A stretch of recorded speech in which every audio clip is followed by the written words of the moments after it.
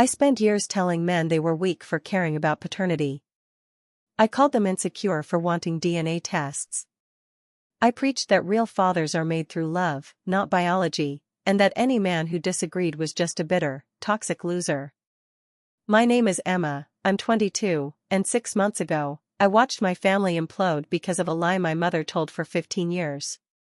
Today, I want to tell you how everything I believed about fatherhood, loyalty, and what men owe us, was completely, devastatingly wrong. This is my confession. This is the story of how I learned that some principles sound beautiful until they destroy someone you love. I grew up in what looked like the perfect family. My dad was the kind of man I pointed to whenever someone complained about toxic masculinity. Quiet, hardworking, never raised his voice.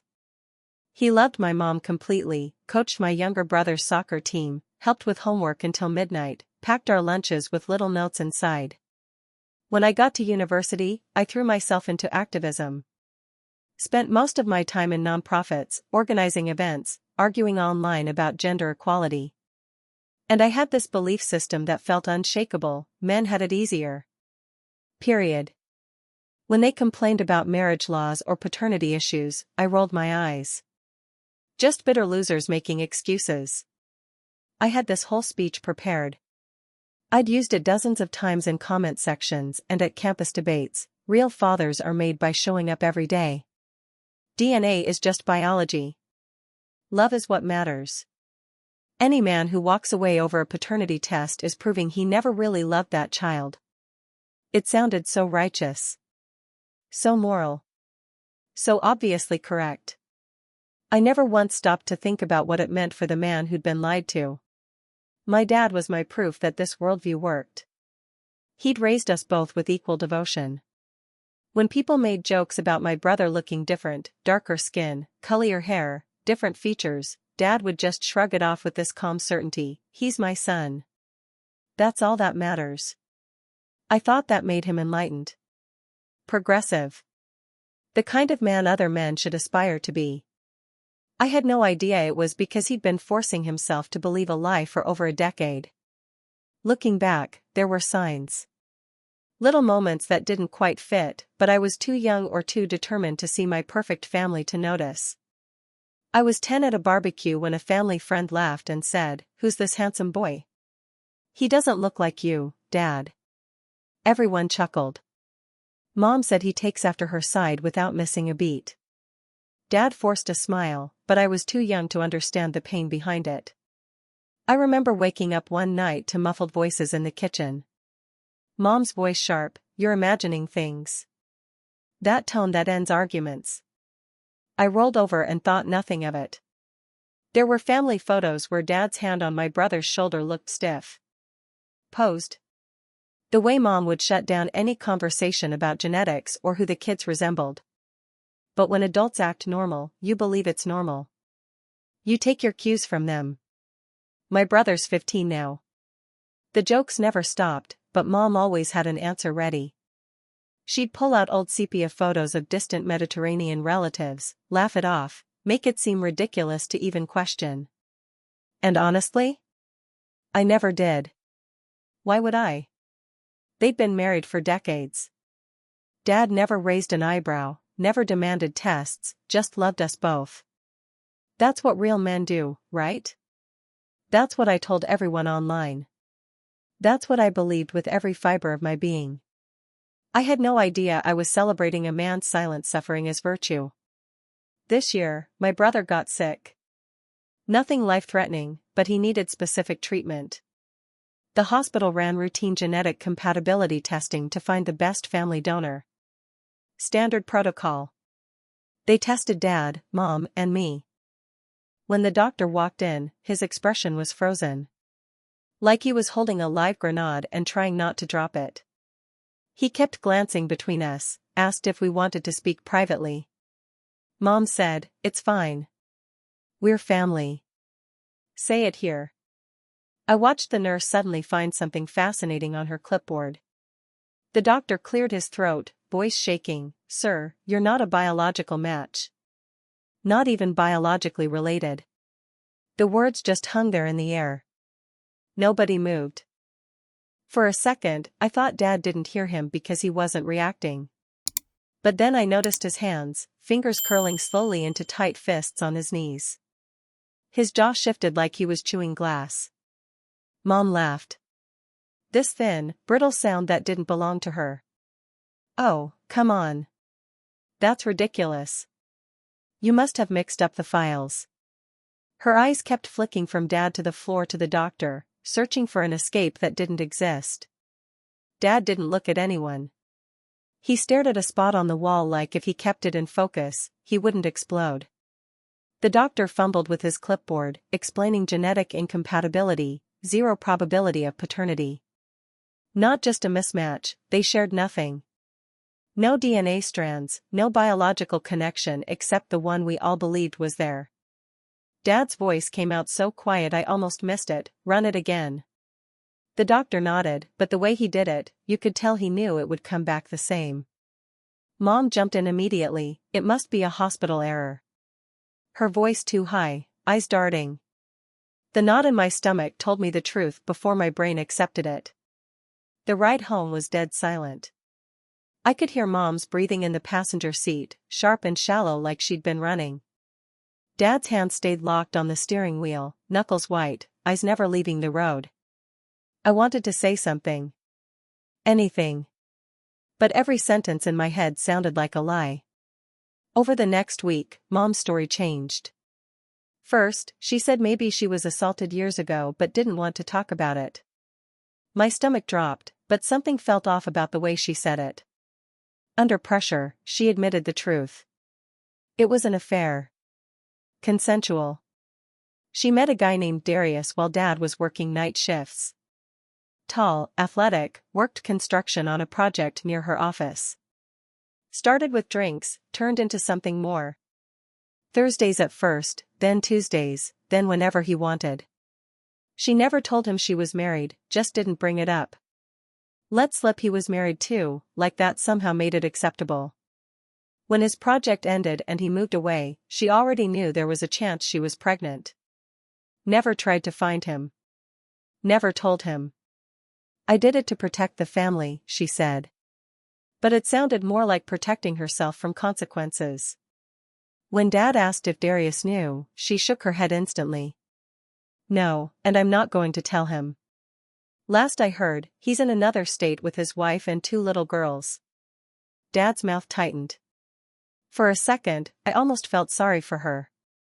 Then I remembered she had 15 years to come clean. 15 years. A couple nights later, I woke up for water and heard voices from the kitchen. Dad, low but sharp, I gave you everything.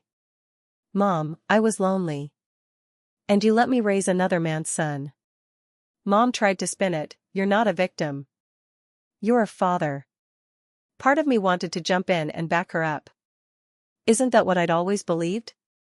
That real men step up regardless of biology? The little activist in my head was already drafting responses about how DNA doesn't erase years of love and care. But Mom wasn't just defending herself. She was defending the whole idea that what she did wasn't even wrong. She had this whole philosophy ready, like she'd rehearsed it for years. What matters is who's there every day, not some man who vanished. Blood is just biology. Love is the real DNA. Every time Dad opened his mouth, she'd cut in with some neat, self-contained quote. Like if she repeated it enough, it would stop being a betrayal and start sounding noble. I froze in the hall, heart racing, feeling sick. My brain went into damage control. Tried to frame it like I would in any online argument. The child's innocent. Relationships are complicated. People make mistakes. I even caught myself thinking maybe Dad should just get over it. I felt dirty realizing I was using the same talking points I'd used to dismiss men in this exact position. Dad just sat there listening. He didn't yell, didn't throw anything. Just looked at the floor. Mom was crying, but you raised him. You're his real dad. The quiet that followed was worse than any shouting. The next morning, I tried to hold on to my beliefs. I told Dad, but you are his dad. DNA isn't everything. He looked at me for a long time and said, "That's easy to say when you've never been lied to for half your life." It felt like someone punched me in the chest. I kept telling myself this wasn't as bad as it looked. Relationships survive worse. Men cheat and get forgiven all the time, so maybe it's our turn to forgive. I kept thinking about how much harder it is for women to raise kids alone, like that justified her not telling him. Truth is, I just didn't want to put my dad in the same box as all those angry men I'd argued with online. Meanwhile, my brother started changing. He wouldn't say much, but I'd catch him staring at himself in the mirror longer than usual, Googling things like how to tell what ethnicity you are. I found paper in the bin with a different surname written over and over, like he was trying it on for size. He asked me once, half joking, if I tracked him down, would that make me a traitor to Dad? I didn't have the heart to answer. The extended family found out. Instant war. Some sided with Mom, he raised the child. That's what matters. Others called her a liar and a cheat. Group chats blew up. Family gatherings were cancelled. At a forced cousin's birthday party, an uncle leaned over to Dad and whispered, "You're a better man than me." Dad forced a polite smile, eyes somewhere else. Mom's friends openly called him cold for moving out. Even some of my own friends muttered, "Men like him only care about bloodlines." And here's what really got me, I caught myself joining in sometimes. Softening how I told the story to friends, trimming out the worst parts so Mom didn't sound too bad. If anyone said she was a monster, I'd push back, "No, she's just human. She made a mistake." I didn't even realize I was protecting her reputation at the cost of Dad's dignity. I went with Dad to meet a lawyer, thinking there must be some loophole, some way out. The lawyer flipped through papers and said, "Even with DNA proof, you're on the hook until he finishes school." Dad asked, "So if I died tomorrow, she'd still get my pension?" The lawyer didn't even blink. Yes. I watched Dad's fists clench under the table, but he stayed calm. Decades of his life dedicated to a lie, and he was still financially shackled to it. The whole thing sounded like emotional blackmail wrapped in legal language. All for a kid the state now knew wasn't biologically his. I had no idea this is what actually happened. I thought only women had to deal with being trapped. My brother was wrecked. He went quiet, avoided Mom entirely. I caught him drinking alone in the garage once. Said he felt like he wasn't even part of the family anymore. Said he didn't know who he was. Weeks later, he knocked on my door late at night, "I'm the reason Dad left." I tried to reassure him, but he shook his head. If I didn't exist, none of this would have happened. I sat there in silence. No smart answer. No feminist quote that made this okay. He started asking questions I couldn't answer. Do I even get to call him Dad now? If I find the other guy, do I have to call him Dad? I wanted to tell him, "Love makes a family." But the words stuck in my throat. It felt too much like the lies Mom had been telling for 15 years. I watched Dad pack a bag. He moved into a small apartment. He's still paying for the house, still paying for my brother, still polite when they talk, but he's hollowed out. He calls me once a week, voice tired, asks if I'm okay. Never talks about himself. I've always preached that paternity tests are for insecure men. But now I'm watching a good, committed man lose half his life to a lie, and he's punished for even thinking about walking away. If he leaves, he's abandoning his child. If he stays, he's living with a woman who lied for decades. No winning move. I started remembering every argument I ever had online about deadbeat dads. Every time I said DNA doesn't matter.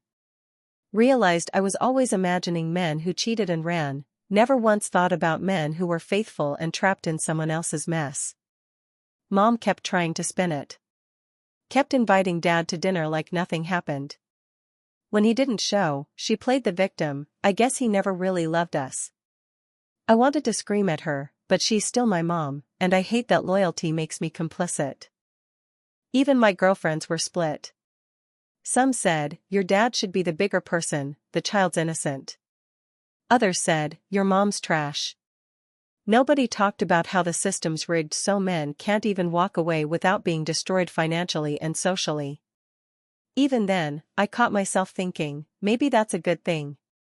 If men could just leave without consequences, wouldn't more of them do it? Years of being told men always run had wired me to see guardrails as necessary. But sitting there watching my dad pay for a lie, I started wondering if those guardrails were just cages with nicer branding. Weeks turned into months. Dad stopped coming to birthdays. My brother didn't smile anymore. Mom threw herself into charity work like she was atoning, but never actually apologized properly. Just kept saying, "Let's move forward." As if the past didn't blow up the whole present.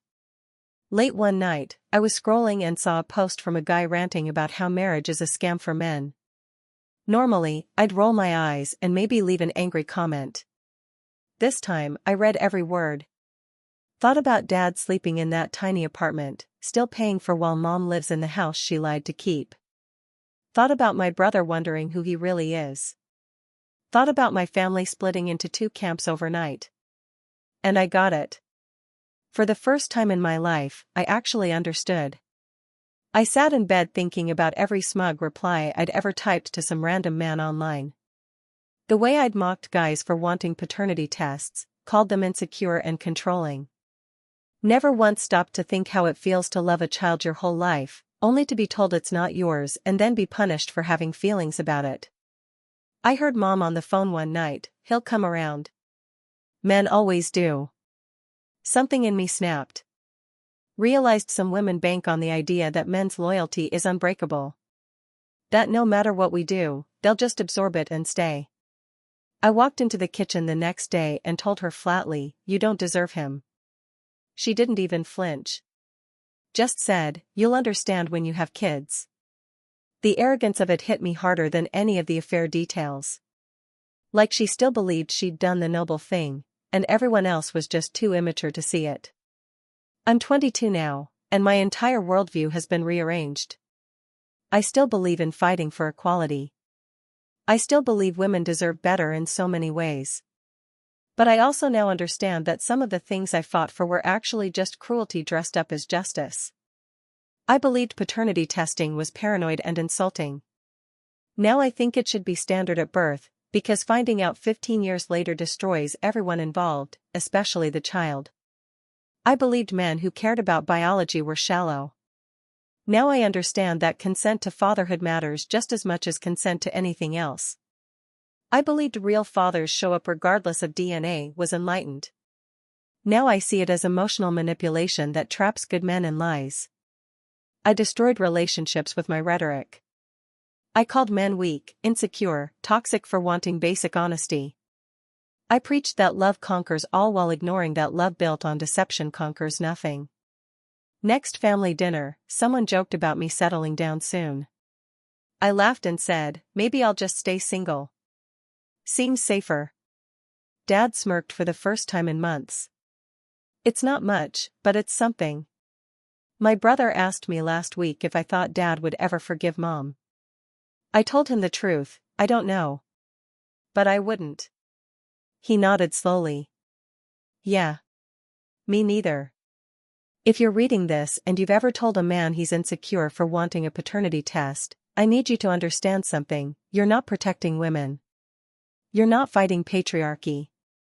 You're enabling a system where good people get destroyed by lies, and children grow up in the wreckage. If you've ever said DNA doesn't matter, love does, ask yourself, would you accept being lied to for 15 years? Would you stay married to someone who let you raise another person's child without your knowledge or consent? Would you call it love? Or would you call it betrayal? I'm not saying all women do this. Most don't. But the ones who do shouldn't be protected by our rhetoric. And the men who are victims shouldn't be shamed for their pain. My dad didn't abandon anyone. He was abandoned, by honesty, by consent, by the woman he trusted most. And somehow, society punishes him for it. I don't have all the answers. I'm still figuring this out. But I know this much: real equality means holding everyone accountable for their choices. It means not using children as weapons or shields. It means admitting when we're wrong. It means understanding that sometimes, the men we called bitter and toxic were just hurt and betrayed. And maybe, just maybe, they deserved better from us all along. What do you think? Have you ever realized your beliefs were hurting people you loved? Let me know in the comments, and don't forget to subscribe for more stories about the messy reality of being human.